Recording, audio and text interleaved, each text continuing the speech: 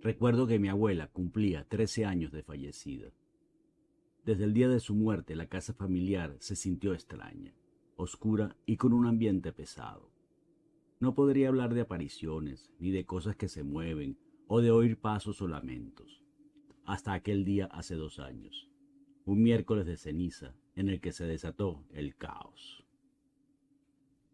No recuerdo un día santo o lo que llamábamos fiesta de guardar que hayamos faltado a misa.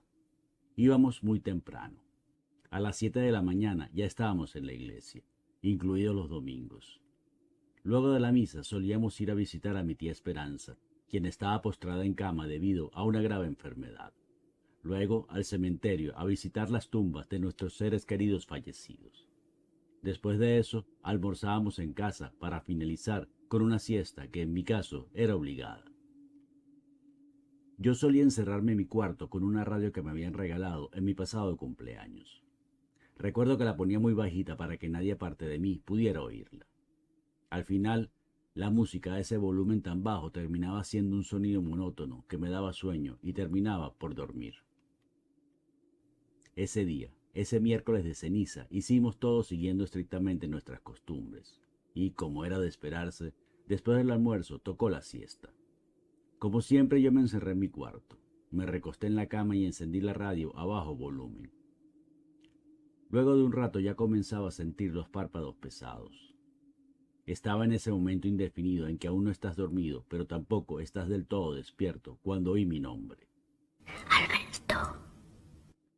Me estremecí sobresaltado y con el corazón acelerado, pero me calmé casi enseguida pensando que había sido un sueño.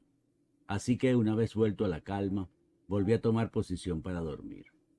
A los pocos segundos volví a escuchar mi nombre. Alberto. Esta vez lo oí más claro y un escalofrío recorrió todo mi cuerpo. Reconocí esa voz y supe de inmediato de dónde venía. Era la voz de mi abuela y venía de su cuarto. Incontables veces lo oí cuando me llamaba los domingos en la tarde para darme a escondida de mis padres los chocolates que tanto me gustaban. Pero había algo distinto en su voz. Ahora sonaba suplicante, quejumbrosa, como si estuviera pasando por un gran sufrimiento. A pesar del miedo que sentía, mi curiosidad de niño me llevó a salir de mi cuarto para dirigirme al de mi abuela. Abrí la puerta despacio y con mucho temor. Comencé a recorrer el pasillo. El ambiente se sentía frío y oscuro. Un silencio sepulcral se cernía sobre toda la casa, interrumpido solo por la voz lastimera de mi abuela, o de lo que yo suponía que era ella, que repetía mi nombre cada cierto tiempo y cada vez con más claridad. El cuarto de mi abuela era el último. Estaba después del cuarto de los trastes. Ella lo había elegido porque era el más grande, y allí podía meter su altar con todos sus santos y vírgenes. Aún recuerdo su cuarto débilmente iluminado por la luz de las velas, y el constante olor a cera derretida. Cuando puse la mano en el pomo de la puerta temblaba, mitad de frío, mitad de miedo.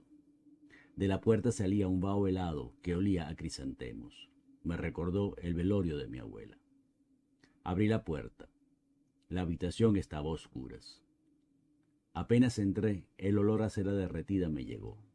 ¿Cómo podía ser que después de tantos años ese olor aún impregnara el cuarto?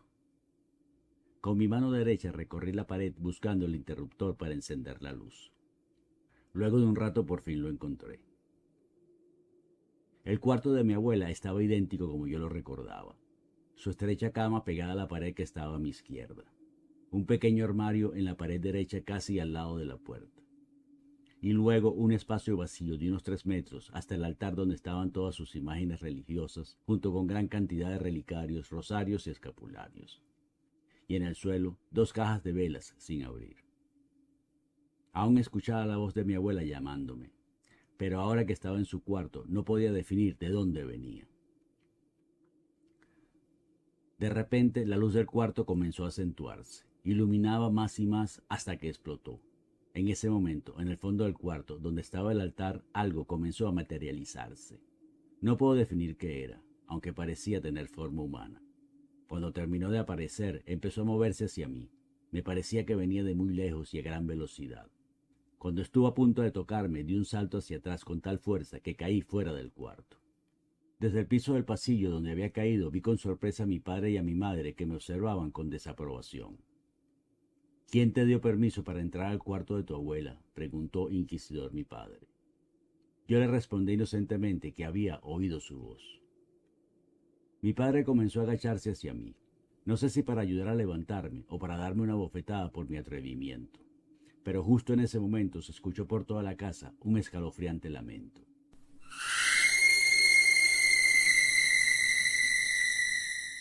Mi padre se enderezó de inmediato, visiblemente asustado. Mi madre, aterrorizada, se abrazó a él. Yo me levanté del piso como un resorte y me abracé a la cintura de mi madre. Ahí estábamos los tres paralizados y aterrados, mirando cada uno en una dirección distinta, tratando de adivinar el origen de aquel grito de espanto. Luego de lo que me pareció horas, mi padre recobró la entereza. Tomó las manos de mi madre y la mía y comenzó casi a arrastrarnos hacia la puerta de la calle. Cuando estábamos a punto de alcanzarla, de nuevo oímos aquel alarido terrible que parecía trepanar nuestras mentes.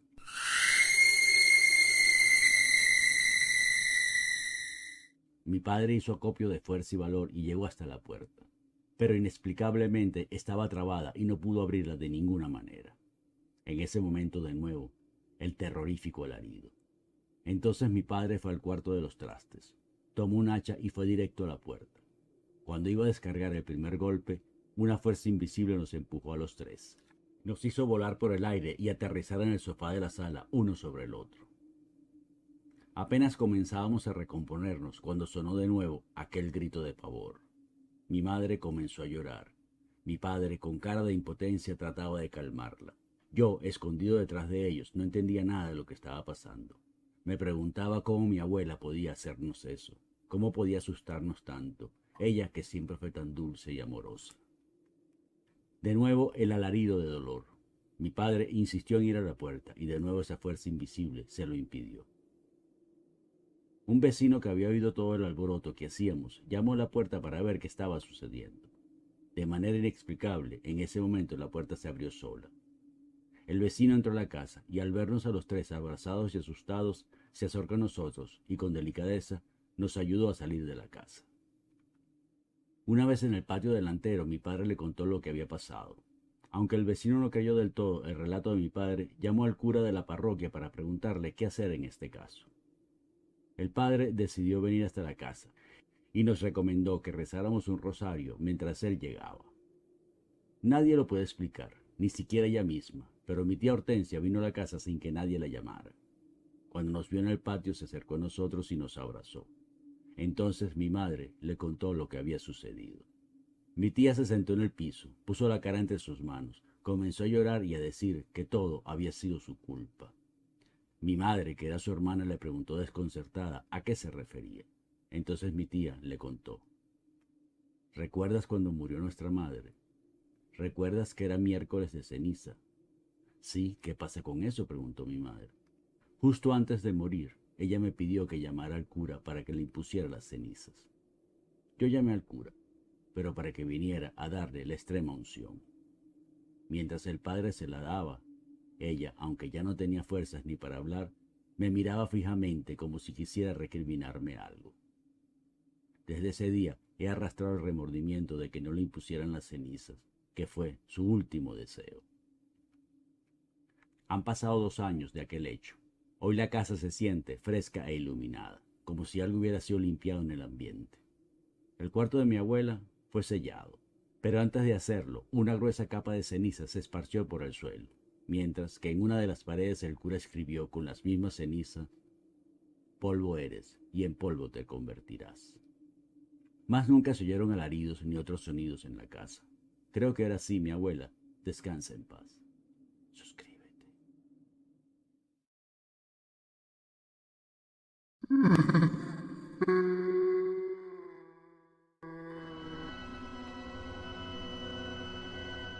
Lo que les voy a contar me sucedió hace tiempo, siendo yo un joven de 23 años.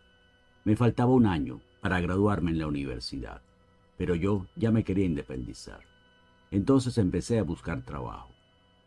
Un amigo de mi padre se enteró y, conociendo mi situación, me ofreció un empleo muy fácil. Como sabía que yo estudiaba de día, me ofreció un trabajo de vigilante nocturno en una de sus empresas. En realidad yo no tendría nada que hacer, pues la empresa tenía las más modernas medidas de seguridad, pero por exigencia de la compañía de seguros debía tener un vigilante nocturno. El primer día de trabajo me recibió el amigo de mi padre. Me dio un recorrido por las instalaciones. Se trataba de un depósito de carnes. Según entendí, los distintos cortes se almacenan en neveras y congeladores para que maduren y luego se entregan a los distribuidores para que se encarguen de llevarlas a los distintos comercios. Al terminar me llevó a lo que sería mi oficina, un cubículo más o menos de 3 por 3 metros. Allí había un escritorio con una silla, una computadora, una nevera pequeña donde habían algunos refrigerios y bebidas y una cama individual pegada a la pared del fondo.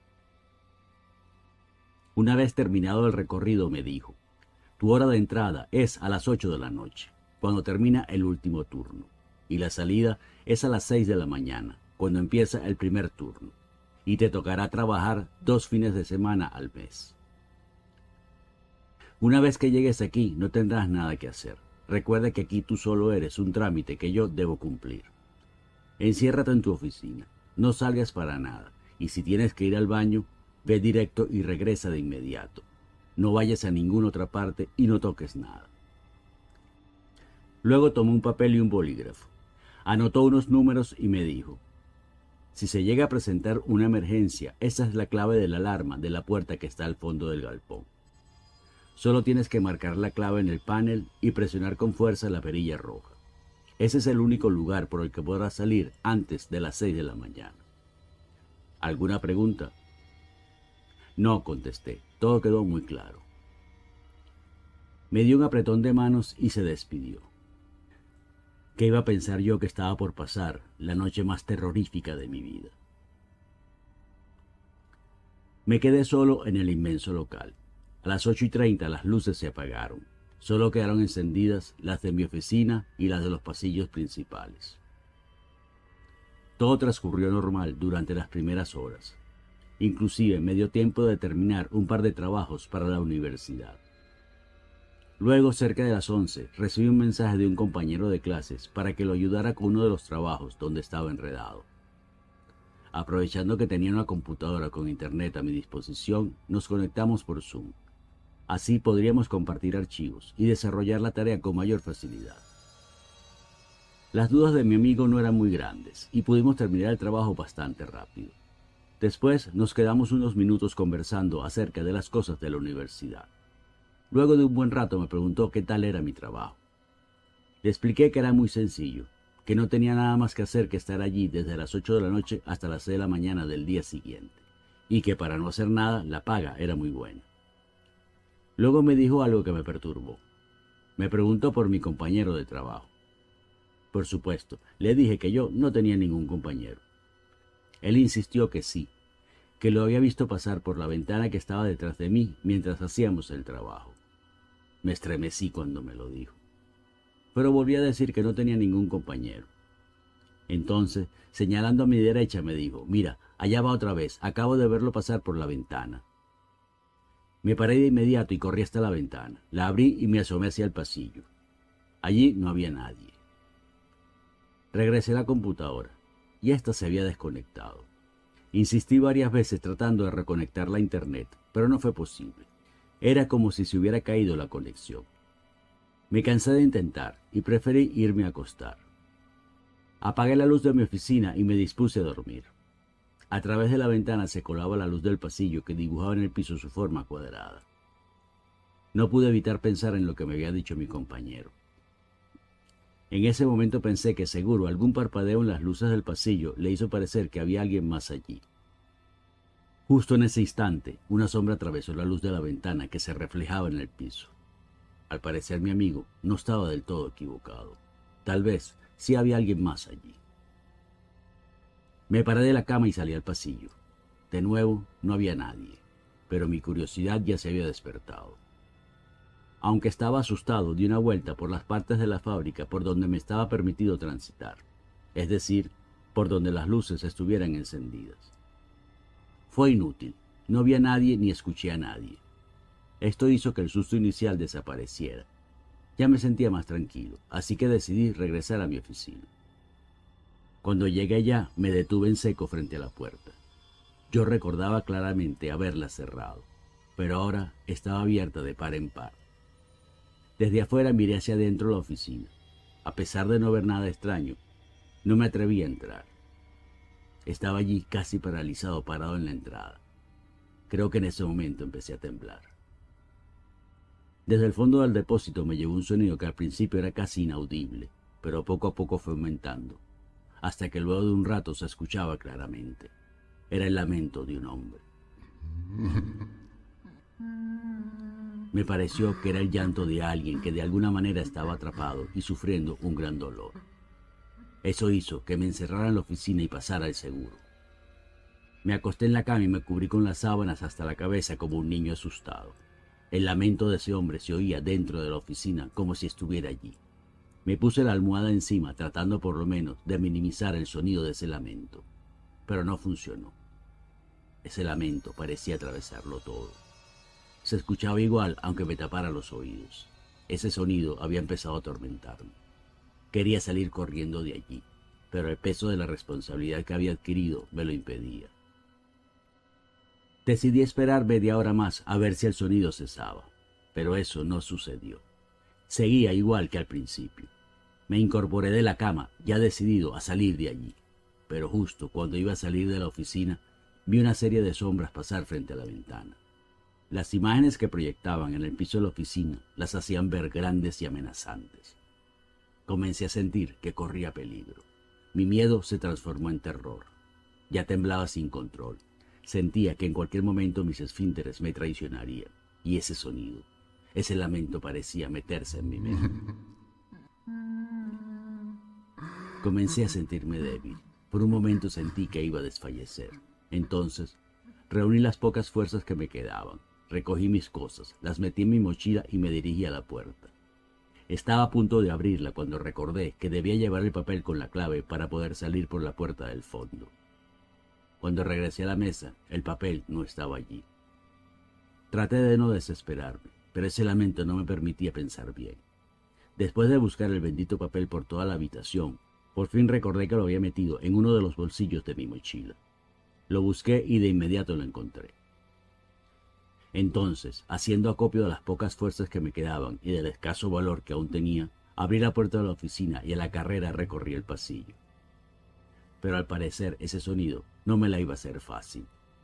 El lamento se convirtió en un aullido que perturbaba mi mente y distorsionaba mis sentidos. El pasillo parecía moverse de un lado a otro, como si fuera un puente colgante. Cuando por fin llegué al final, la escalera que llevaba a la planta baja se había convertido en una especie de tobogán por donde bajaba un líquido marrón rojizo. Tuve que hacer un gran esfuerzo mental para convencerme de que no era real. Pero al poner un pie en el primer escalón resbalé y rodé por las escaleras hasta abajo. Creo que me golpeé la cabeza porque perdí el conocimiento y me desperté adolorido. Pero el miedo me hizo reaccionar y me levanté. Comencé a correr hacia la salida. Podía ver la puerta de emergencia al fondo del local, pero por más que corría, la puerta parecía alejarse de mí. Las paredes parecían moverse en ondas, y cada paso que daba rebotaba, como si el piso fuera de goma. En un momento me detuve. Tomé varias respiraciones profundas para calmarme, aunque fuera un poco. Luego miré directo a la puerta de salida. Calculé a duras penas la distancia que me faltaba para llegar allá. Cerré los ojos y comencé una carrera desesperada recorriendo el tramo que había calculado. Cuando abrí los ojos no estaba muy lejos. Apenas unos pocos pasos me separaban de la puerta, de mi salvación. Sentí que tardé una eternidad en dar los 5 pasos que me faltaban para llegar a la salida. Todo estaba distorsionado, el espacio, el tiempo, mi percepción de las cosas. Aún así, logré llegar a la puerta. Me agarré con fuerza de la manilla. Saqué el papel de mi bolsillo y leí la clave. No había mayor complicación. Marcar la clave en el tablero y presionar la perilla roja en la puerta. Lo hice. La puerta no abrió. Volví a intentarlo pensando que de seguro me había equivocado en algún número de la clave. Pero esta vez también fallé. Lo intenté varias veces y siempre di con el mismo resultado. La última vez que lo hice, grité con tal fuerza al golpear la perilla roja que no sé si la puerta se abrió porque por fin puse bien la clave o por mi grito desesperado. La puerta abierta significó para mí la salvación. Comencé a correr por el oscuro callejón. Iba tan concentrado en escapar de allí que no vi un destartalado carrito de supermercado atravesado en medio de la calle.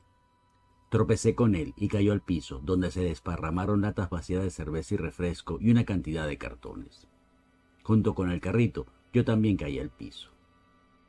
De en medio de la oscuridad del callejón, apareció un hombre grande y corpulento, de aspecto desasiado, con la barba y el cabello largos y descuidado. Pensé que me iba a agredir, pero no fue así. Con mucha paciencia recogió el carrito, las latas y los cartones. Luego me vio allí, tirado en el piso, jadeante y asustado, y me dijo: «Por lo menos saliste vivo de allí». Curioso le pregunté: «¿Qué quiere decir?». A lo que él respondió: «El que vino antes que tú no pudo lograrlo. Desde aquí se oían sus gritos desesperados hasta que todo quedó oscuro y en silencio. Yo creo que lo despacharon con la carne de hamburguesas». Suscríbete.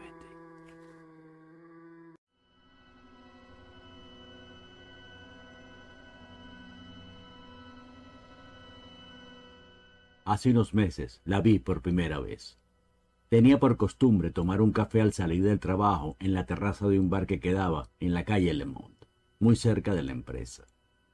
Ese día, mientras daba el último sorbo a mi taza de café, ella pasó frente a mí, hermosa, radiante como solo ella podía ser, como la luna en su plenitud, con un rostro perfecto y una piel blanca como la nieve, con su mirada altiva y su andar vaporoso, una diosa que iluminó mi universo. La seguí con la mirada hasta que dobló en la esquina y desapareció. Desde ese mismo día quedé prendado de ella. Desde ese día ya no pude sacarla de mis pensamientos. Volví a verla unos días después. En aquel momento no estuve seguro, pero habría jurado que me miró de reojo. Pensé que se había fijado en mí, pero tal vez solo me vio por curiosidad, porque, pensándolo bien, ¿qué oportunidad podía tener un tipo como yo ante ella, que era la perfección hecha mujer? Ella era toda la gracia y todo el encanto. Ella era una flor en el jardín de la vida, un diamante entre las piedras, mi diamante entre las piedras. Al día siguiente volvió a pasar frente a mí. Casi me atraganto con el café cuando me sonrió. No lo podía creer. La mujer más hermosa que he visto en mi vida me sonrió a mí. Quedé tan sorprendido que no fui capaz de hacer nada, ni siquiera de devolverle la sonrisa, o qué sé yo, al menos de saludarla con la mano. Esa noche no pude dormir pensando en todo lo que pudo haber pasado solo con saludarla. Tal vez pude invitarla a una taza de café y comenzar con ella algún tipo de relación, o tal vez quedar con ella para tener una cita el fin de semana. Mi mente divagó por todas las posibilidades hasta que amaneció. Al día siguiente estuve preparado. Me armé de valor y voluntad, de manera que si llegaba a sonreírme como el día anterior, yo estaría preparado para reaccionar de inmediato. No sabía lo que le iba a decir, solo sabía que no podía dejar pasar otra oportunidad. A las 5:30 en punto, igual que los días anteriores, ella pasó frente a mí y me volvió a sonreír. Antes de poder reaccionar, ella hizo un ademán con la cabeza que yo entendí como que deseaba que la siguiera. No lo pensé. Me puse de pie, tiré $10 sobre la mesa y comencé a caminar apurado para darle alcance. Ella ya había dado la vuelta en la esquina. Para cuando llegué hasta allá, ella ya llevaba una cuadra de ventaja. Apuré aún más mi paso, recorrí 2 cuadras detrás de ella y no podía darle alcance. Seguía a 1 cuadra de mí. Ya con la respiración agitada, decidí empezar a correr para alcanzarla de una vez. Pero no sé qué sucedió. Ella pasó entre un grupo de personas y la perdí. Recorrí la calle con la vista en una dirección y en otra, y no la vi por ninguna parte. Pero, ¿dónde se pudo haber metido?, pensé. Esa calle era estrecha y no tenía intersecciones. No pudo haber ido a otra parte. Tal vez yo me distraje tanto cuando empecé a correr que no vi qué se hizo. Decidí seguir caminando en la misma dirección en la que venía antes, pensando que tal vez ella me estaría esperando más adelante, o que se habría escondido como parte de algún juego. Caminé unas 5 o 6 cuadras hasta el final de esa calle que terminaba en un cementerio. Al llegar allá, perdí toda esperanza y me devolví. Pasé horas pensando en qué pudo haberle sucedido. Hasta pensé que podría haber tenido un accidente. Pero al final decidí no preocuparme y quedarme con la esperanza de que al día siguiente la podría volver a ver. En efecto, así fue. Al día siguiente la volví a ver. Pero ¿de qué manera? Esta vez ella no pasó frente a mí. Esta vez caminó directo hacia la mesa y se sentó a mi lado. Yo quedé pasmado. No sabía qué decir ni qué hacer. No sabía si pedir un café para ella o salir corriendo. Estaba paralizado. Ella rompió el hielo y simplemente dijo, hola. Ese hola sonó en mis oídos como poesía, como la más dulce música, como un coro de ángeles. Yo, reaccionando casi de inmediato, le dije, hola, soy Henry, pero ella rápidamente puso su dedo índice en mi boca y me dijo, sin nombres. ¿Por qué?, pregunté extrañado. Y ella me respondió, yo sé lo que tú quieres, y supongo que tú ya sabes que yo también lo quiero. Hagámoslo, pero seamos solo dos extraños que un día cruzaron su camino y dieron rienda suelta a sus deseos, y que mañana solo queda el recuerdo de una fugaz aventura, sin preguntas, sin compromisos. No voy a relatar lo que sucedió esa noche. Un caballero en lo que respecta a mujeres debe tener mala memoria. Basta con que les diga que en una sola noche tuve ternura, pasión, desenfreno y hasta un poco de perversión. Les puedo decir que podrán pasar por mi vida 10.000 amantes, y jamás volveré a tener una noche como esa. Al día siguiente, cuando desperté, ya se había ido. No quedó en la habitación ningún rastro de ella. Después de esa noche, no la volví a ver. Yo seguía yendo religiosamente todas las tardes al bar a tomar café, siempre mirando en la dirección por donde ella solía aparecer, con la vana esperanza de volverla a ver. La verdad es que me había enamorado de ella. Todos los días, a toda hora la tenía en mi mente. Pasaba el tiempo y ella seguía metida en mi cabeza. Ya se estaba volviendo una obsesión y no era sano para mí. Decidí entonces irme a vivir a otra ciudad. Tal vez poniendo distancia lograría olvidarla. 3 meses después y viviendo a más de 300 kilómetros, yo aún pensaba en ella, aunque ya no con tanta intensidad. Un día me llegó la noticia de la muerte de mi madre. Sin perder tiempo emprendí el viaje a mi ciudad natal. Cuando llegué, mi madre ya estaba siendo velada en la funeraria. Al día siguiente sería enterrada. Llegamos al cementerio a las 10 de la mañana. Un grupo de familiares y amigos acompañamos el féretro hasta la tumba donde inhumarían a mi madre. Luego de una corta ceremonia, fue sepultada. Mientras un cura decía las últimas oraciones, noté que en la tumba de al lado un anciano de unos 80 años le hablaba a la lápida de una tumba, y parecía hacerlo con mucho amor. Se notaba que había amado profundamente a la persona fallecida.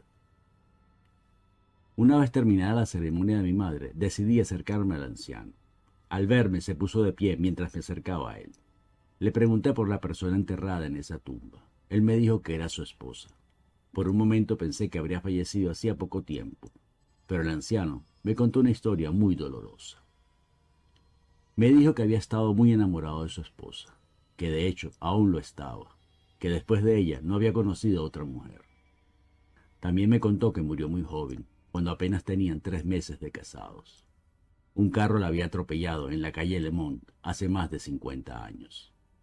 Me pareció una casualidad que el bar donde yo tomaba café todas las tardes también quedaba en la calle Le Monde.